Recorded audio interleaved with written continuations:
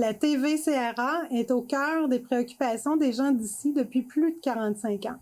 C'est donc un honneur pour moi de soutenir et de contribuer à l'essor de la télévision communautaire de la région des Appalaches. Bon visionnement.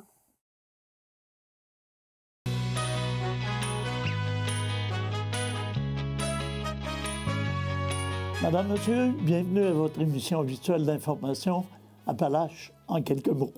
Alors, dans quelques instants, nous aurons le plaisir d'accueillir Mme Isabelle Lecourt, députée de Lotbinière, Frontenac, à l'Assemblée nationale. Alors, Mme Lecourt, bienvenue. Merci. Et merci d'avoir accepté notre invitation. C'est votre première visite chez nous en 2026. Oui, bien, c'est avec plaisir que je suis ici. Puis une année 2026 qui s'annonce fort occupée, sinon difficile. Alors, on en parlera un petit peu. Mais on commence par du positif. On commence par une excellente nouvelle, je pense, que vous annoncez dès aujourd'hui. Et quand je dis aujourd'hui, c'est la journée même où on a enregistré l'émission. Oui, bien, c'est ça. Je suis ici pour parler de divers sujets là, qui vous tentent, mais je suis ici en particulier pour faire une belle annonce, parce que ça fait longtemps que je travaille là-dessus. Vous savez, depuis 2018, moi, je travaille pour faire des allègements réglementaires sur l'amiante et tout. Mais de façon sécuritaire pour la santé des gens. Mais je veux qu'il y ait la science là-dedans puis une certaine logique. Donc, en 2018, j'avais fait le BAP sur l'amiante. Il y a eu une réflexion, il y a eu un plan aussi. 2022-2025, il y avait 36 millions là-dedans. Puis là, je suis vraiment contente d'être ici pour vous annoncer que finalement, on va pouvoir procéder à un allègement réglementaire de la gestion des sols amiantés. En d'autres mots, oui, pour simplifier les choses, ça signifie quoi? Bien, dans le fond, la nouvelle orientation, elle reconnaît qu'une utilisation sécuritaire de ces sols sur un terrain d'origine est possible dans certaines circonstances, puis les sols pourront être utilisés sur un autre terrain contenant déjà de l'amiante lorsque les conditions le permettront. Fait qu'en d'autres mots, c'est que, moi, les municipalités de la région me le demandaient depuis des années. Ils dénonçaient le fait que, à chaque fois qu'ils ouvraient une rue, par exemple, qui creusait le sol, ils devaient mettre le sol qui contenait de l'amiante dans des camions, les transporter dans des centres d'enfouissement, puis après ça, racheter de la nouvelle terre propre, puis remettre la nouvelle terre propre dans le trou qui avait été fait pour les travaux. On peut pas changer toute la terre, le sol de la région des Appalaches. Puis c'est juste la logique maintenant qui parle. Alors, ce qui veut dire que quand on parlait de ces travaux-là, on parlait d'augmentation des coûts qui variaient entre 30 et 40 C'est ça. Puis ça, c'est les citoyens là, qui payent des taxes municipales. Donc, aujourd'hui, là, c'est une belle nouvelle pour tous les citoyens de la région. À partir d'aujourd'hui, ça appartient au passé. Et maintenant, on fera comme on fait pour les sols où il n'y a pas d'amiante. C'est sûr qu'il va y avoir certaines contraintes. Il va falloir qu'ils déposent les projets puis que ce soit approuvé par le ministère, à savoir qu'est-ce qu'on fait avec cette terre-là. Mais la terre va pouvoir être réutilisée pour remettre le remblai dans le trou, par exemple.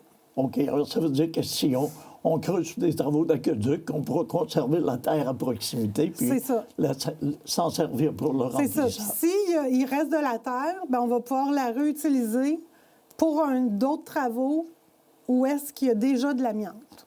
Et cette décision-là, elle est prise, elle a été adoptée, C'est Oui. réglé. Bien, moi, ça faisait longtemps que je travaillais là-dessus. Puis, je dois dire qu'il y a eu un remaniement ministériel en septembre.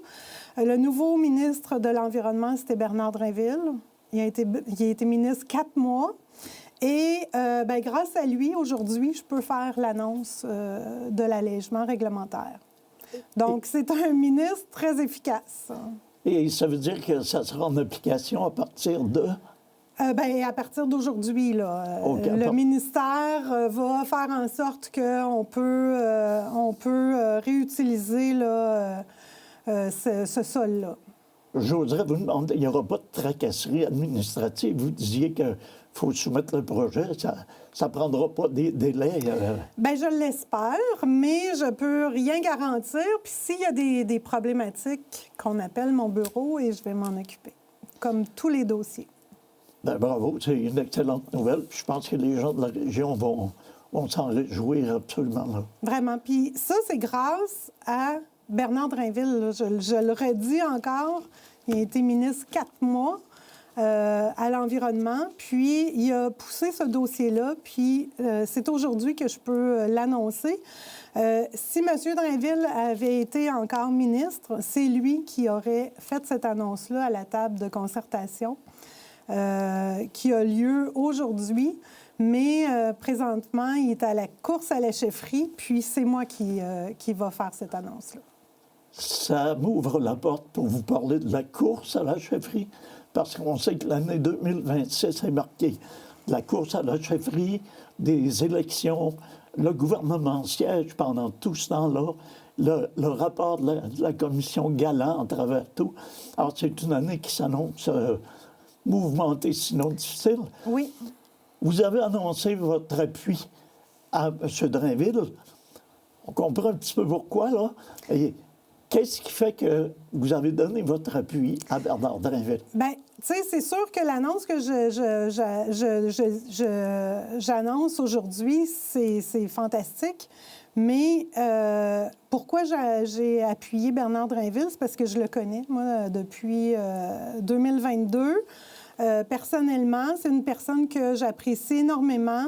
C'est une personne qui est vraiment pragmatique, qui est efficace, qui est capable de prendre des décisions, puis il y a du cœur, du courage, puis des convictions. Donc, pour moi, c'est vraiment très important.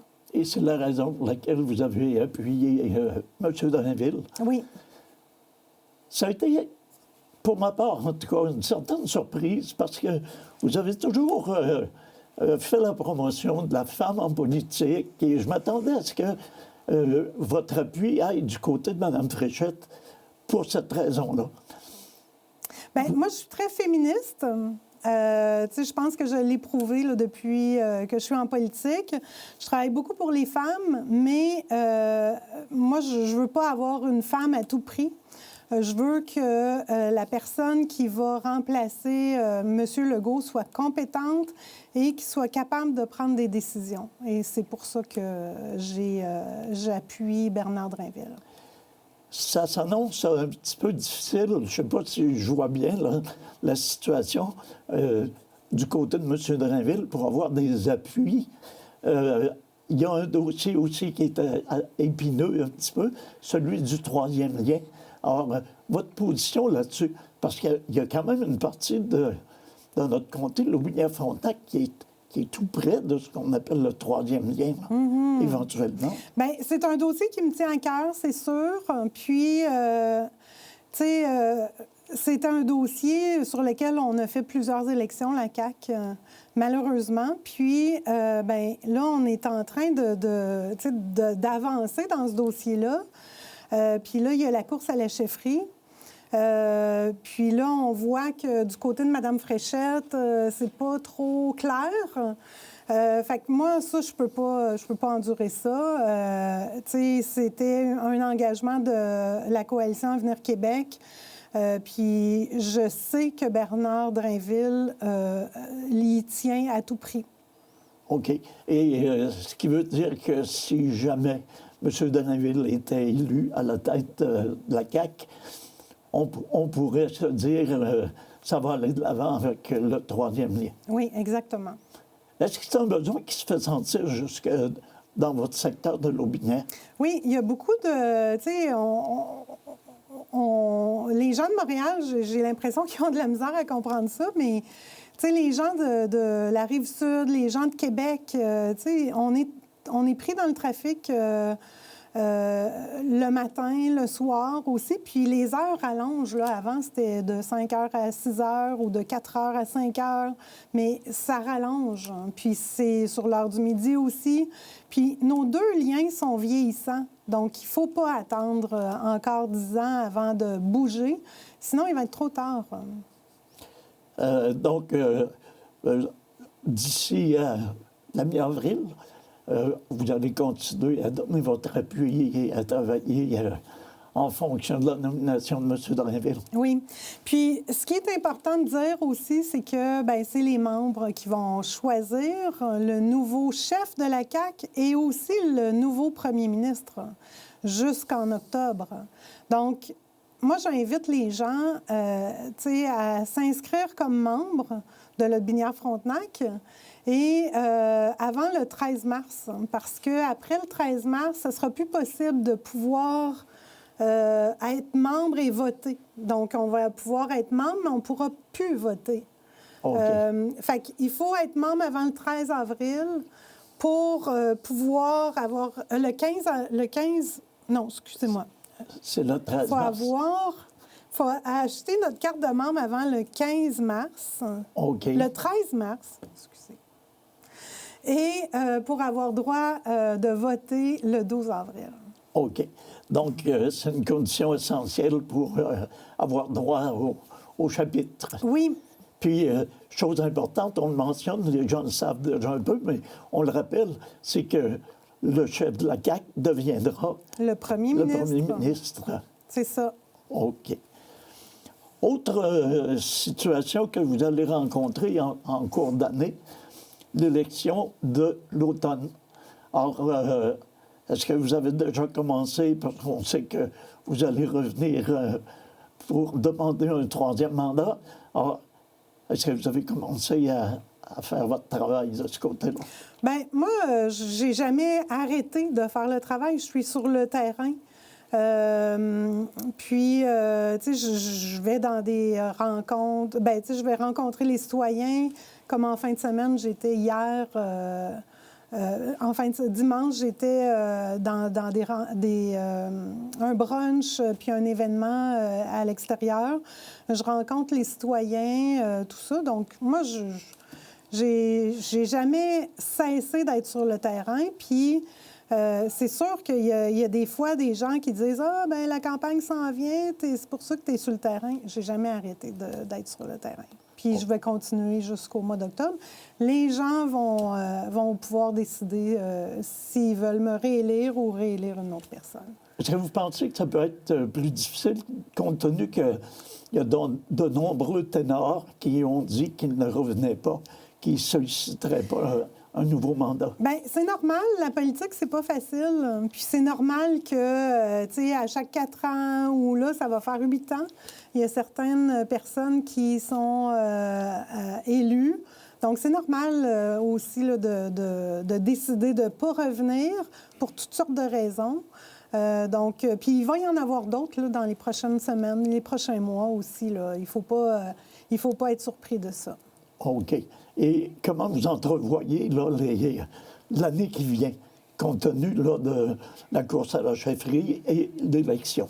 Bien, c'est sûr que la course à la chefferie, je trouve ça vraiment très excitant. Pour moi, là, c'est aussi excitant qu'au début, là, en 2018, quand je me suis présentée, là, je sens que c'est en effervescence. Tout peut être possible aussi.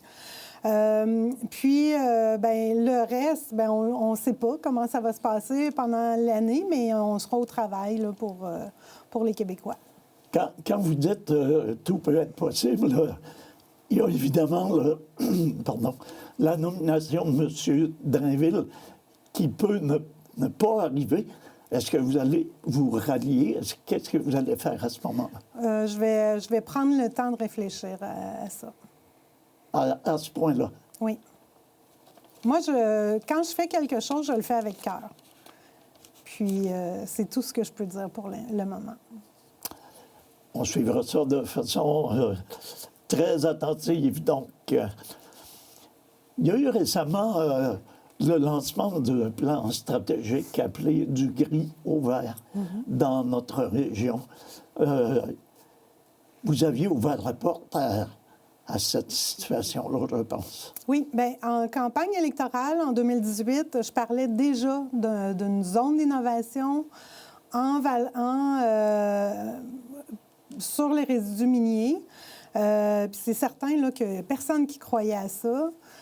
Puis quand j'ai travaillé pour mettre en place un BAP, il n'y a personne qui croyait à ça. Même chose pour le plan aussi d'action avec les 36 millions. Personne croyait à ça. Même chose pour le train. Donc, moi, j'ai mis la table à tout ça, là, la zone d'innovation. Là, je suis contente que la MRC a mis la main à la pâte, puis qui travaille sur un plan. C'est un très beau plan. Puis, j'étais contente d'assister à cette rencontre-là, mais j'aurais beaucoup apprécié que les gens, au moins, disent ou parlent de ma contribution. Parce que si je n'avais pas été là, si je n'avais pas eu un front de bœuf, il n'y en aurait pas de zone d'innovation aujourd'hui.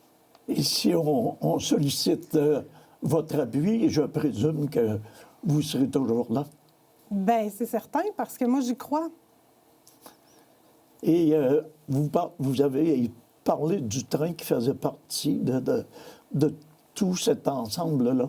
Oui. Ça se déroule de quelle façon présentement? Bien, c'est sûr qu'il y a des retards là, pour le tronçon, pour le tronçon 3 et 4. Le tronçon 4 s'en vient à Thetford. Moi, je l'ai dit, là, je n'étais pas contente, mais on doit vivre avec ça.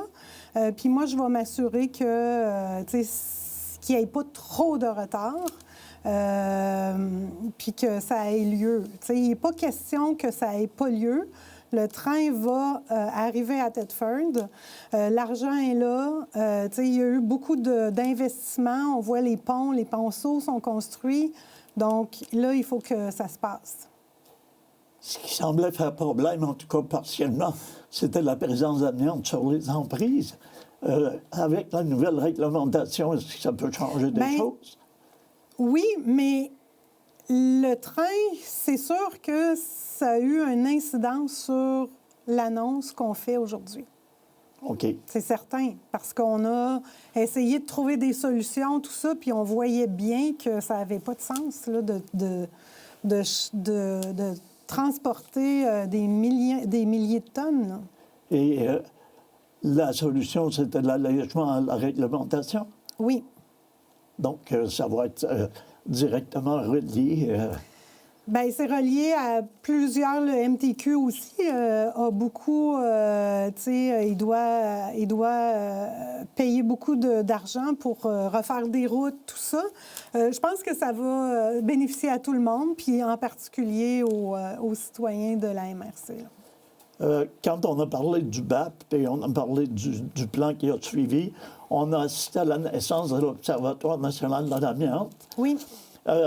On avait donné un financement de 10 millions de dollars répartis sur 5 ans à raison de 2 millions par année. Mm-hmm. Ça se termine en 26-27. Oui. C'est quoi la suite?